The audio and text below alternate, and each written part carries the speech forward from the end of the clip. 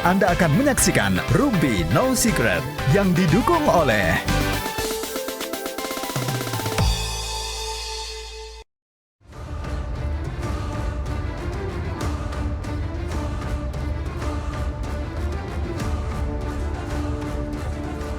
Pernah dikasih barang apa yang menurut kamu wow deh?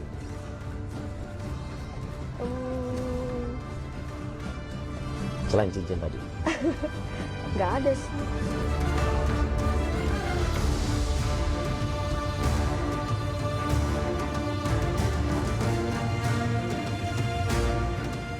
Ya, alhamdulillah udah diputus ya oleh pengadilan secara per stake ya, mengabulkan gugatan penggugat sebagian per stake, menyatakan hak asuh anak berada kepada penggugat ya atau Mbak Puput ya.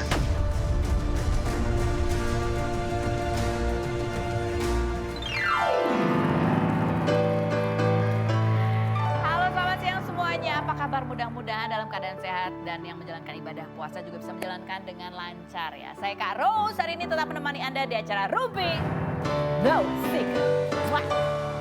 Baik, kita awali perjumpaan kita seperti biasanya di pojokan untuk membahas berita-berita hot baik yang datang dari dunia nyata maupun dari dunia maya. Apa itu beritanya? Ini ya masih seputar Indra Kents ya untuk kasus apa sih namanya, kasus afiliator itulah ya. Jadi kekasihnya, pacarnya Vanessa Kong. Tapi nggak tahu deh dia masih pacarnya atau enggak. Karena fotonya Indra Kents sudah nggak ada di Instagramnya Vanessa Kong. Vanessa Kong juga kemarin ditetapkan sebagai tersangka untuk kasus binomo ini. Jadi dia bukan cuma dia. Jadi Vanessa Kong, bapaknya dan bahkan adiknya Indra Kents itu menjadi tersangka dengan sangkaan menyembunyikan uang hasil itulah investasinya Indra Kents begitu ya. Nah itu kemarin akhirnya Vanessa Kong yang tadinya kayaknya ngomongnya cuma sedikit-sedikit, wow dia panjang lebar dia menulis di Instastory-nya. Ini salah satunya ini ya, dia bilang dia tuh heran, dia bilang ini kasus apa sih, binomo ini apa teroris atau apa gitu ya. Kenapa kok kayaknya sampai keluarganya, jadi bukan cuma menjadi tersangka tapi rekeningnya semua dibekukan, rekening bapaknya, rekening satu keluarga itulah, bahkan termasuk adiknya yang baru berumur 17 tahun katanya juga rekeningnya dibekukan begitu ya. Dia bilang bapaknya ini juga menjadi tersangka karena diduga menerima aliran dana. Padahal menurut Vanessa Kong aliran dananya itu adalah pada saat itu Indra Kents minta tolong bapaknya untuk renovasi rumah gitu. Ada kok katanya tulisannya. Nah padahal rumahnya sendiri sudah juga disegel. Kata Vanessa Kong, gimana tuduhannya menyembunyikan uang begitu loh, uangnya semua udah ditahan, udah nggak ada. Begitu pengakuannya. Nah tapi yang lebih seru lagi adalah Vanessa Kong ini juga kayaknya kesel kenapa cuma dia dan keluarganya aja gitu yang diuyak-uyak gitu ya. Kenapa mantannya tidak, mantannya Indra Kents yang kemarin itu sempat juga diwawancara ya, termasuk aku wawancara ya. Coba artikelnya, postingannya ya, dia bilang gini, oh di sini ngaku diwawancara sama Uya katanya nggak dapat apa-apa begitu ya. Masa? Padahal dia juga sebelumnya juga mendapat banyak, termasuk diajak ke Rusia itu ya kan, dilamarnya di Rusia. Habis itu berapa bulan kemudian mudahan putus ya. Coba kita lihat cuplikan wawancaranya. Benar nggak sih Susyan mengaku tidak menerima apa-apa dari Indra Kents? Pernah dikasih barang apa yang menurut kamu wow deh?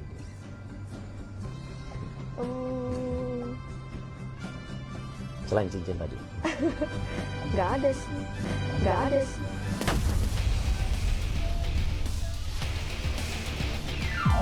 Ya nggak salah.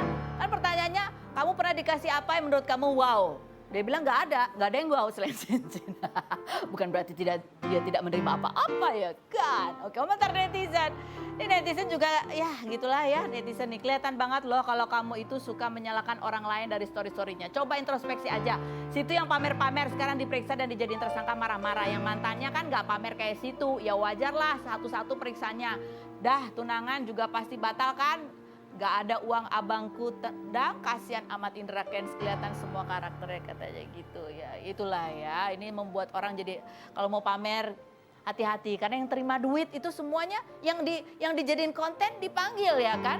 Sementara yang terima giveaway iko-iko itu katanya si Vanessa, siap-siap aja tuh semua yang terima uang ya, termasuk yang terima giveaway dan iko-iko ya. Aku gak pernah terima ya, aku juga gak pernah posting kalau terima apa-apa. Oke baik, lanjut berikutnya. Kita langsung menuju ke ini aja ke langsung berita yang selanjutnya yang terjadi hari ini ya. Akhirnya Pengadilan Agama mengabulkan gugatan perceraian Mbak Puput terhadap Pak Dodi ya. Jadi hari ini sudah diputus nih. Ini aku sampai ngitung ini cepat juga ya. Jadi dia tuh sidang pertama kalau nggak salah tanggal 21, habis itu sidang keduanya tanggal 27 dan ya kurang lebih dalam waktu 3 minggu lah sudah diputuskan bercerai. Ini Pak Dodi dari awal sampai akhir nggak pernah datang gitu ya. Hasil putusannya adalah hak asuh jatuh ke tangan Mbak Puput. Jadi mereka berdua ini dari pernikahannya tuh ada satu anak yang masih berusia 5 tahun. Cika tuh bukan anaknya Pak Dodi dan Mbak Puput ya, itu anaknya Mbak Puput dari pernikahan sebelumnya. Nah sementara ada untuk tuntutan apa sih biaya apa? Untuk anak, nafkah untuk anak sebesar 10 juta rupiah itu tidak dikabulkan sama pengadilan gitu ya. Karena katanya tergugat gak ada pekerjaan. Karena maka itu hakim menolak poin nafkah anak begitu. Komentar netizen coba kita baca. Dodi aja nggak punya pekerjaan dan punya tanggungan anak sendiri per bulan 10 juta. Terus kalau minta hak perwalian Gala mau gimana nanti ngurus Gala?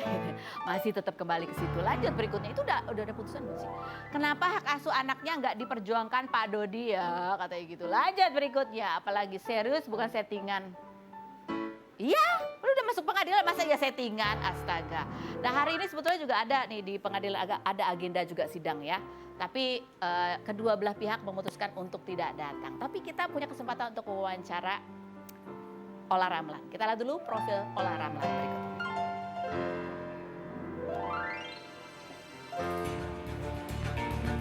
Ola Ramlan, artis berusia 42 tahun ini 23 Maret lalu menggugat cerai dan hak asuh anak kepada Aufar Hutapea setelah 9 tahun menikah dan dikaruniai 2 anak. Dalam sidang perdana pada 4 April 2022 yang beragendakan mediasi, Ola dan Aufar terlihat memasuki ruang sidang sambil bergandengan dan saling rangkul bahkan Aufar mencium pipi Ola. Sebelumnya Ola sempat membantah isu keretakan rumah tangganya namun kedapatan menghapus nama Aufar dari nama akun Instagramnya dan diduga saling sindir. Sebelum beredar berita perceraian tersebut, selebgram Citra Andi yang mengaku sebagai teman Aufar melaporkan teman Aufar yang lainnya atas dugaan pelecehan dan penganiayaan menjadikan Aufar sebagai saksi dan menyebut Aufar diam saja saat kejadian. Namun Aufar membantah dan melaporkan Citra atas dugaan pencemaran nama baik.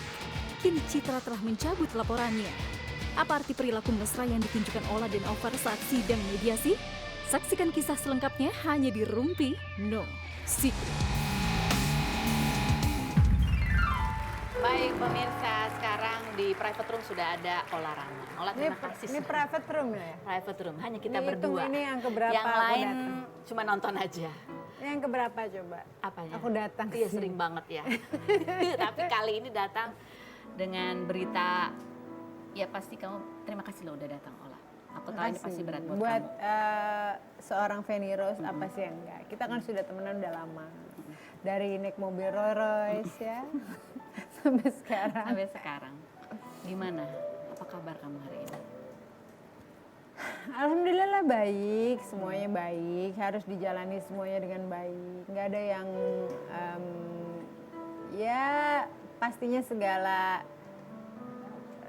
perasaan gundah gulana, perasaan sedih, hancur, semuanya ya kita harus tutupi dengan senyuman. Itu aja sih. Akhirnya kalian berdua memutuskan untuk mengajukan proses perceraian ini gitu ya. Akhirnya saya yang Akhirnya kamu yang memutuskan. Udah Aufar udah sepakat karena hari ini kan sama-sama nggak datang. Apakah itu pertanda bahwa sudah ada titik temu di antara kalian? sejujurnya sih kemarin sih Aufar masih ya mungkin belum ikhlas ya. Cuman maksudnya ya aku bilang sama dia mungkin ini hal yang terbaik lah buat kita berdua karena di mana saatnya di sini aku juga sebagai istri mungkin banyak salahnya ya jadi saatnya aku juga nggak mau 100% menyalahkan dia tapi aku ingin introspeksi diri juga gitu. Ini kan proses ini tuh mendekati bahkan masuk di bulan Ramadan. Kalau proses ini kemudian bisa diputus sebelum Lebaran berarti kamu masuki Lebaran itu juga dengan situasi yang pasti berbeda sekali. Apa yang membuat justru di tanggal-tanggal ini akhirnya proses ini dijalankan? Sebenarnya proses ini sudah ingin aku lakukan kan mungkin beberapa bulan yang lalu. Cuman kan kebetulan di saat bulan Ramadan. Jadi memang Kenapa nggak nunggu sesudah? ya mungkin memang saatnya seperti itu sih. Jadi aku nggak bisa, maksudnya kan ini tergantung dari pengadilannya gitu loh. Ya jadi ya mungkin ya ini saat yang tepat gitu. Cuman kan putusan juga tidak bisa dalam minggu-minggu ini. Pasti kan juga hari ini kan kebetulan sidang kedua. Aku juga tidak datang, Ovar juga nggak datang. Jadi ya kita masih lagi nanti ada lagi sidang berikutnya gitu. Gimana kamu apa yang kamu rasakan sampai akhirnya ya kamu ajukan gitu. Pasti itu juga nggak gampang, walaupun sudah lama kalian menghadapi berproses ini gitu. Tapi kan berat ya, apalagi harus bercerita kepada anak-anak gitu. Saya rasa lebih baik kita bisa tertawa, bisa tersenyum, tanpa harus ada percekcokan di antara kita. Kalau kita lebih baik bersahabat daripada kita berumah tangga, tapi ada hal-hal mana yang memang gak sejalan gitu. Jadi aku rasa Ovar juga cukup dewasa untuk bisa memutuskan sesuatu gitu loh. Dan di sini juga aku nggak mau pakai ego masing-masing. Iya, akhirnya aku mantap untuk tidak bersama gitu. Tapi kan gimana pun juga kita nggak pernah tahu gitu. Kalau ternyata kita masih jodoh ya masih kembali. Tapi biarlah proses ini berjalan dengan seperti ini gitu. Karena siapa sih yang mau kawin cerai? Siapa sih gitu ya. Tapi Kamu merasa setelah bercerai ini hubungan kalian akan menjadi lebih baik? harusnya karena kita pun datang ke persidangan juga dalam kondisi baik. Ovar juga gentleman gitu, dia juga baik. Kita lihat kemarin minggu lalu ya, pada saat Ola dan Ovar datang bersama ke persidangan. Kita lihat cuplikan yang berikut ini. Skenario Allah yang terbaik. Kita kan harus menjalani segala kehidupan dengan ikhlas, bersyukur, lapang dada semuanya. Kalau misalnya semuanya sesuai dengan apa yang kita mau, ya alhamdulillah. Kalau belum ya kita harus terus berusaha gitu. Kalau tapi ada actionnya nggak selain waktu? Oh iya dong, kan makanya aku bilang harus berusaha kan. Dan usahanya itu ditunggu berdasarkan. Iya, usahanya juga jangan sendiri, harus berdua dong. Oh, kalau kamu sendirian? Wah, berarti kan dia tidak berusaha. Buat apa? Tapi yang menyakitkan, yang buat kamu sedih, yang kamu pernah bilang yang fatal itu adalah pengkhianatan atau kekerasan.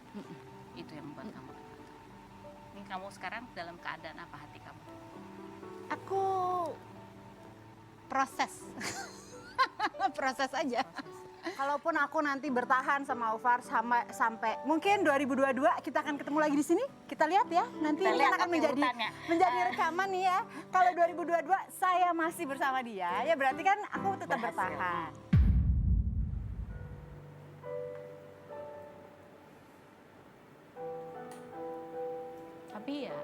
Tapi sejujurnya ya, ini adalah hal yang tidak bahagia buat saya. Sesuatu pernikahan atau suatu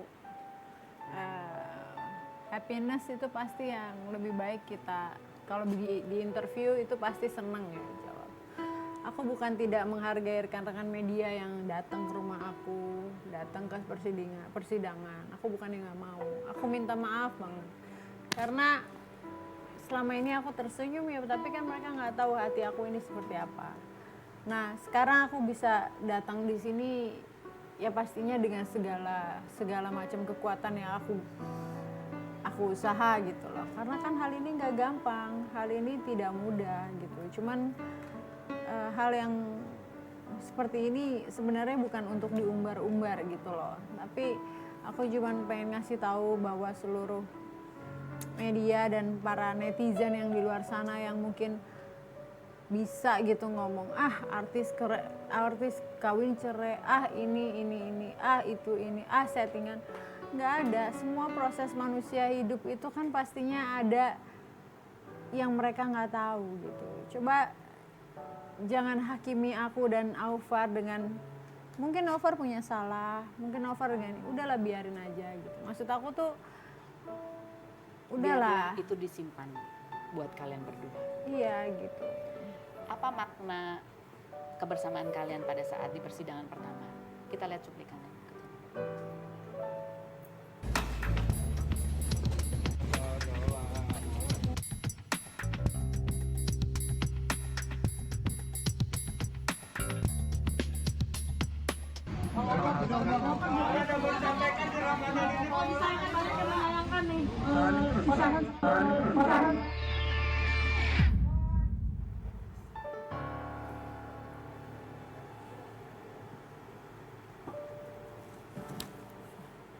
Masih sedih sekali melihat itu. Kenapa?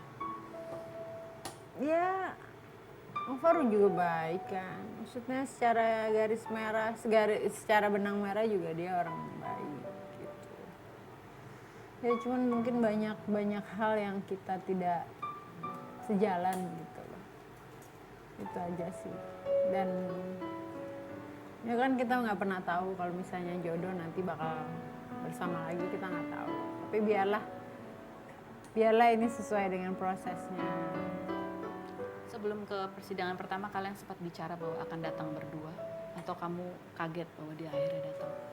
Jadi kebetulan kan kita sudah nggak tinggal sama-sama. Dan tapi dia kan tahu panggilannya jam berapa, saatnya jam berapa. Dan dia gentleman, dia datang pada saatnya. Ya komunikasi kita ya cukup lancar. Dan pada saat mediasi kamu menangis. Apa yang terasa betul-betul hilang pada saat itu?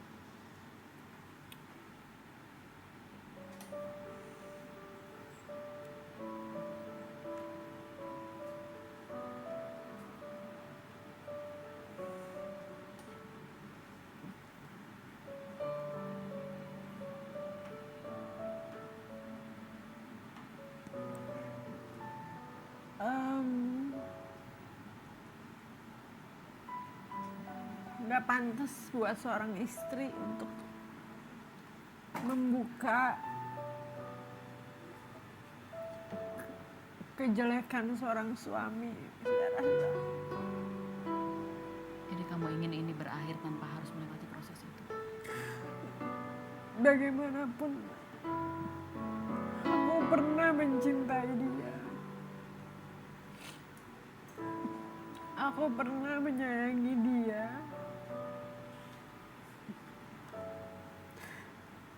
Tapi aku terluka.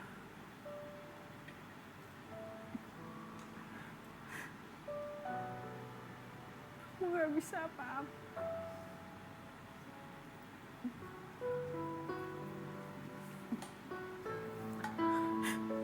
Kamu harus menjalani proses kamu sendiri untuk menyembuhkan luka-luka.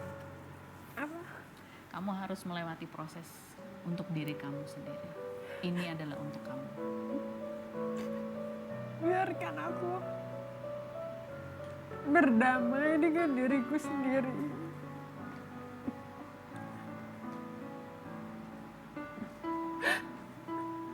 Biarkan aku healing dengan diriku sendiri. Karena orang lain gak ada yang tahu perasaan aku. Mereka cuma bisa lihat depannya. Oh, mereka cocok. Mereka harusnya bersama-sama. Oh, harusnya mereka. Tapi aku sakit. Udahlah.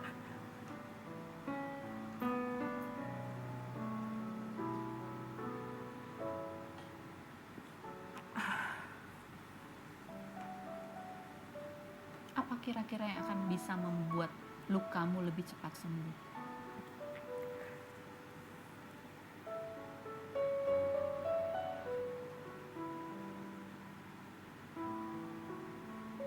Effort kali.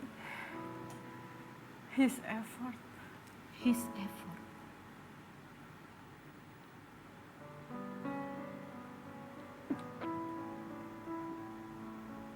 Walaupun sudah tidak menjadi suami nanti. Mungkin harus seperti itu.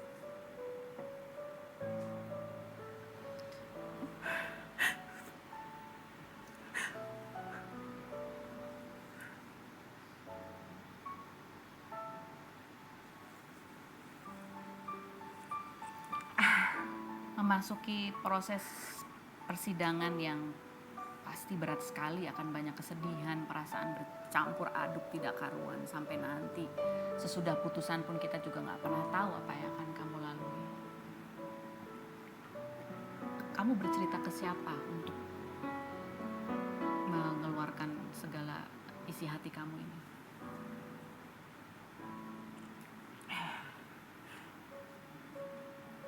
Aku cerita ke saudara-saudara sebagian. Aku cerita ke manajer aku, ke asisten aku, staf-staf yang ada di rumah aku, dan aku rasa mereka pun belum tentu mengerti apa yang ada di hati aku. Dan sebelum memasuki puasa kamu juga nyekar ke makam ayah. Kamu bercerita.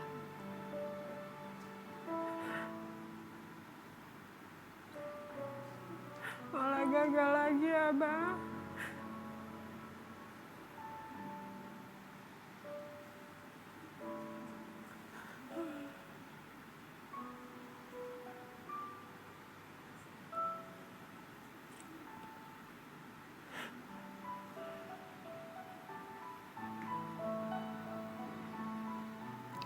Abah pernah berkata apa tentang pernikahan?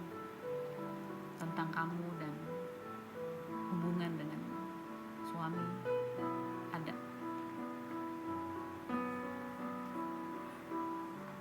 Pastinya dia inginnya anak-anaknya bahagia.